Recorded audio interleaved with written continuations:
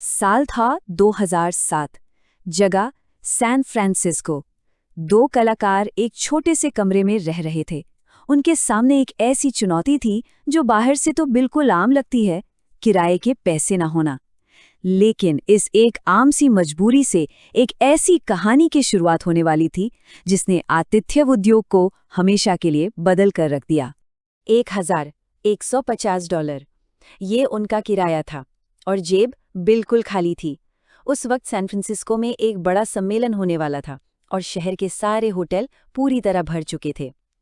कहते हैं संगीन मजबूरी में ही सबसे अजीब विचार जन्म लेते हैं, और यही वो पल था जब एक पागलपन से भरा ख्याल सामने आया। क्या होगा अगर जमीन पर हवा वाले गड्ढे रख दिए जाएं और उन्हें किराए पर दिया जाए? $75 अरब। एक चुकाए ना जा सकने वाले किराए से शुरू होकर आज ये कंपनी इस विशाल मूल्यांकन तक पहुंच चुकी है।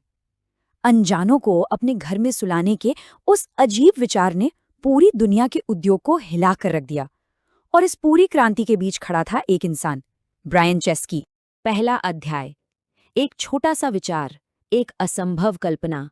3 हवा वाले गड्ढे, 3 अनजान लोग और हर रात के $80। मेहमानों को सुबह का नाश्ता मिला और शहर घूमने का मौका, और उन दोनों दोस्तों को पहली बार अपना किराया चुकाने के पैसे। तभी उनके दिमाग में एक चिंगारी उठी।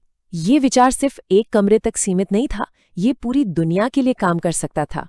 दूसरा अध्याय, ब्रायन चेस्की का सफर, एक दृष्टिकोण की शुरुआत।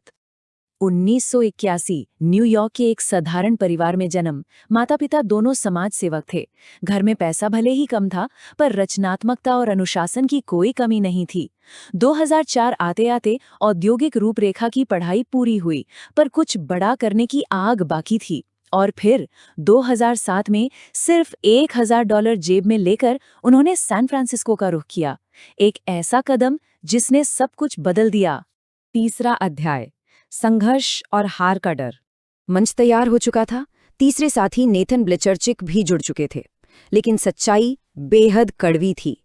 सिलिकॉन वैली की 7 बड़ी निवेशक कंपनियों ने उन्हें सीधे तौर पर ठुकरा दिया। संदेशों का कभी कोई जवाब नहीं मिलता था।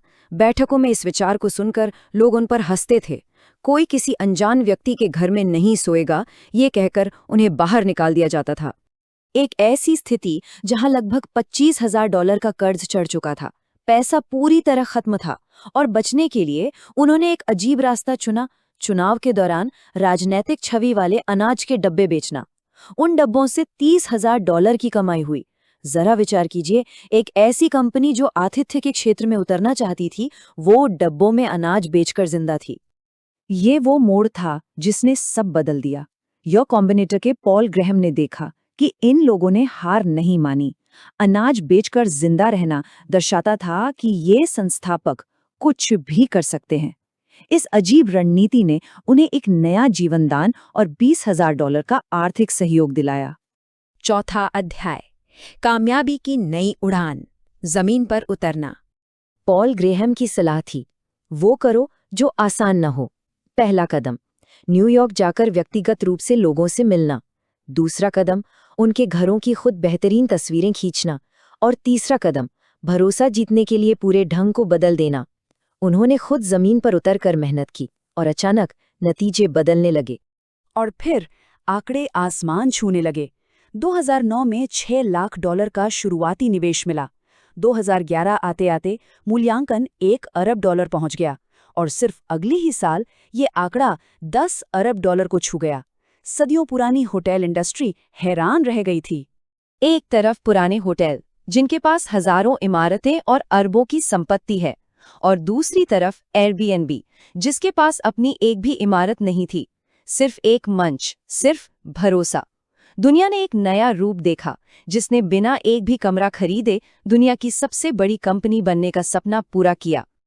लेकिन सबसे बड़ी परीक्षा आई साल 2020 में, जब महामारी के दौरान दुनिया भर में यात्राएं थम गई थीं। तब कंपनी शेयर बाजार में अपना प्रस्ताव ले आई। 25% कर्मचारियों को निकालना पड़ा, पर यह पूरी पारदर्शिता और सम्मान के साथ किया गया। और नतीजा, $68 पर शुरू हुआ शेयर पहले दिन ही $144 पर बंद हुआ। एक ऐतिहासिक जीत। पांचवा अध्याय, एयरबीएनबी के अंधेरे सच, कुछ अनकहे नतीजे। लेकिन इस विशाल रूप के कुछ अंधेरे सच भी थे। पहली समस्या थी आवास की। दुनिया भर में आरोप लगे कि इस मंच की वजह से स्थानीय लोगों का किराया महंगा हो गया। बार्सिलोना से लेकर न्यूयॉर्क तक विरोध प्रदर्शन हुए। दूसरी बात आई सुरक्षा की, जहां खुफिया कैमरों और सुरक्षा चूक की कई घटनाएं सामने आई। और तीसरा था भेदभाव, मेजबान द्वारा नाम या तस्वीर देखकर इनकार करने के आरोप। एक खूबसूरत अनुभव और उसके सामाजिक परिणाम के बीच का ये टकराव लगातार बना रहा। और इसलिए ये बड़ा सवाल सामने आता है, क्या एक ऐसी कंपनी जो साझा अर्थव्यवस्था का प्रतीक है, उसे उन सख्त नियमों से बचा रहना चाहिए जिनसे वो दुनिया भर में लड़ रही है? ये एक ऐसी बहस है जो आज भी छिड़ी हुई है और सरकारें लगातार नए नियम बनाने में लगी हैं। छठा और आखिरी अध्याय, जिंदगी की कहानी, आखिरी विचार।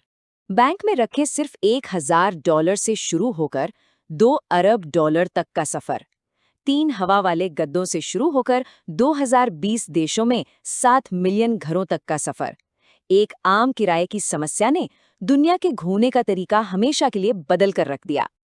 और इस सफर का अंत इस शानदार विचार से होता है। अगर कोई एक अच्छा विचार सोचने की कोशिश करता तो एयरबीएनबी कभी दिमाग में नहीं आता। इंसान को बस अपनी जिंदगी जीनी होती है और विचार खुद उसे ढूंढ लेता है। ये कहानी इस बात का प्रमाण है कि दुनिया को बदलने वाले विचार अक्सर अपनी खुद की उलझनों को सुलझाने से पैदा होते हैं। जिंदगी जीते रहिए, क्योंकि कौन जानता है, शायद अगली बड़ी क्रांति किसी आम समस्या के अंदर छिपी हो।